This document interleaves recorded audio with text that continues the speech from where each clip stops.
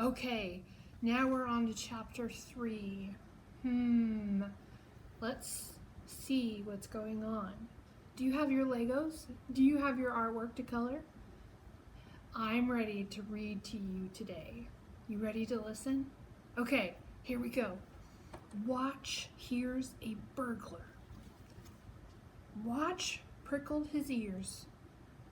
He raised his head from his paws and he growled softly. "What is it, Watch?" Benny whispered, sitting up. Watch had been sleeping on the floor of Benny's bed. It was very late. Benny could tell because the house was so quiet and dark.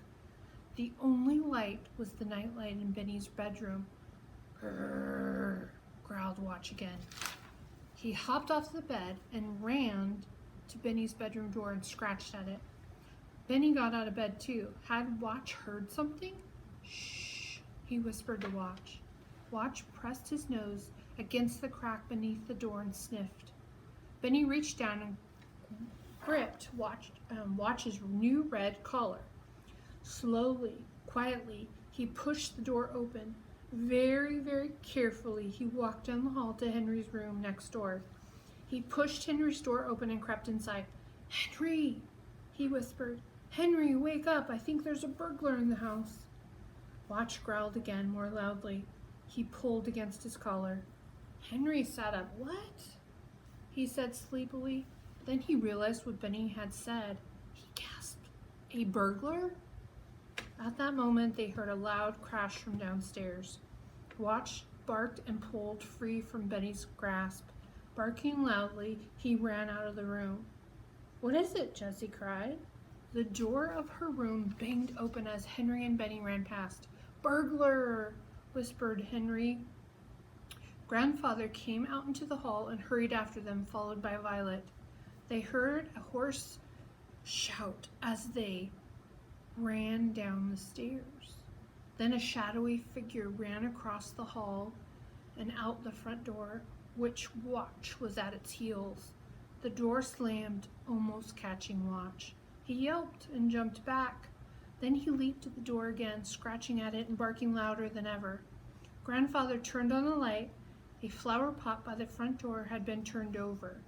Violet and Benny ran to calm Watch. "Good boy," Violet crooned.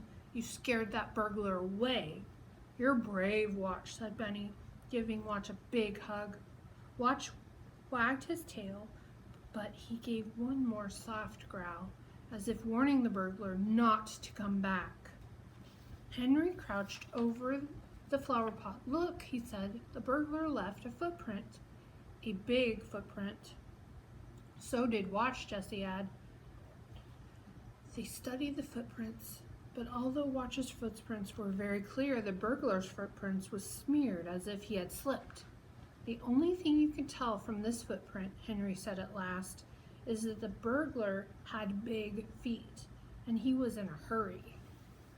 This is them at their porch investigating. So far, somebody stole something from the antique shop, and now somebody was in their house.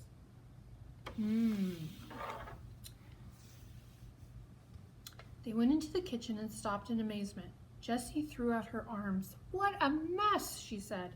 Someone had broken a pane of glass in the back door and reached through it and unlocked the door and come inside.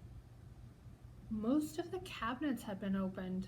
A bag of flour had been thrown on the floor, where it had burst open, coating everything in a soft white powder. A loaf of bread had been knocked from the counter to the floor. "It doesn't look like anything's missing," said Grandfather. "I'll call the police." Jessie said, "Why would a thief break into a kitchen, and what would he be looking for?" "Maybe the thief was hungry," said Benny. Grandfather said, "Whatever the burglar was up to, it's a good thing Watch barked when he did and scared him away." Watch wagged his tail. "Well, we'll get up early and clean this mess," Jessie said as she yawned suddenly. "I'm sleepy." "Me too," said Benny. He yawned also. "But we should stay awake just in case the burglar comes back." "I don't think he will be back," Benny, Grandfather said. patting Benny's shoulder. "And besides, Watch is on guard." "That's true," said Benny in a sleepy voice. Violet shuddered. "That's 2 robberies in one day at the antique treasures and now our house." "But we don't have any jewelry for the thief to steal," said Benny. "He must not be a very smart burglar." After Officer Weatherspoon from the Greenfield police came in and questioned Grandfather about the robbery, Grandfather taped a piece of cardboard over the broken pane of glass, and he and the children went back to bed. Everyone got up early the next morning to clean up the mess in the kitchen. They had the kitchen almost finished when Benny stopped. His mouth dropped open. "Benny, what's wrong?" asked Grandfather. Benny pointed to the top of the refrigerator where Mrs. McGregor had put his 2 unopened boxes of silver frosted stars. "My silver frosted stars," he said, "they're gone." "Maybe they fell behind the refrigerator," Jessie suggested. "The burglar could have bumped into it and knocked them off." Jessie was right, but only half right. She only found a box of silver frosted stars behind the refrigerator. The other box of cereal wasn't anywhere in the kitchen or in the whole house. "That was very strange," Henry said. "Why would anybody take a box of cereal?" "Do you think they were collecting silver stars too?" asked Benny. Henry shook his head. "It doesn't seem likely." "It doesn't make sense," Violet said. "What we have, Jessie, is another mystery." Benny frowned. "That was bad to steal my silver frosted stars." Violet put her arm around Benny's shoulders and said, "Don't worry, Benny," she said. "You still have 1 box, as well as the one you had already opened." Jessie looked around. "Where is the other box?" she wondered. "In the pantry," Benny said. "Mrs. McGregor put it on a low shelf in there so I could reach it. It's a good thing, too, or the thief might have taken it also." "It's okay, Benny," said Violet.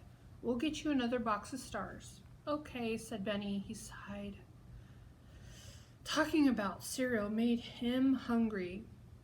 "How many bowls of silver frosted stars are you going to eat, Benny?" asked Grandfather after they'd begun eating their breakfast.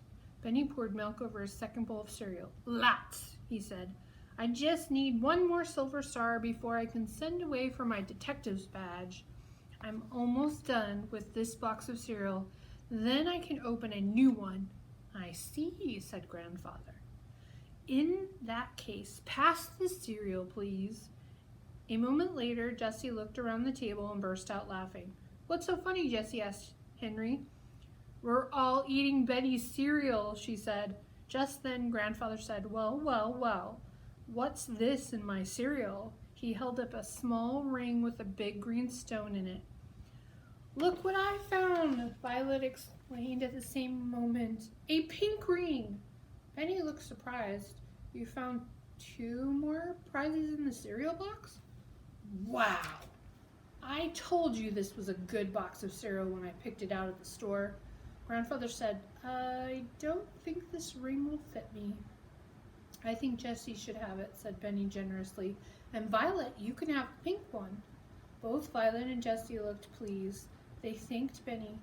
Jessie's ring fit on her little finger, but Violet's was much too big for her, so she had to take tape and wind it around the band so the ring would fit. "It's a pretty pink stone," she said, "but it's heavy." Grandfather opened the newspaper.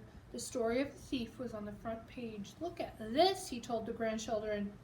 "It's about the antique treasures robbery." "What does it say?" Henry leaned over to his grandfather's shoulder and read, "Mr. Marvin Mapp, a known jewel thief, was captured by the police near the scene.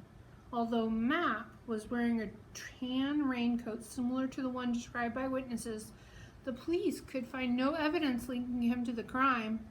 The jewels are still missing." Next to the article was a photograph of Marvin Mapp.